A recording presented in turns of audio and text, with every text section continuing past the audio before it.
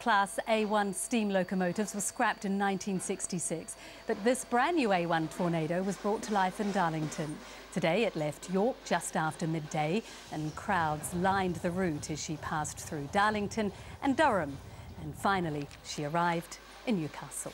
Excellent, yeah, very good, yeah, no problems. We got here on time. I think we're about a minute late, but we were a minute, 2 minutes late leaving Newcastle. York, sorry. It's been a pretty good one up to now.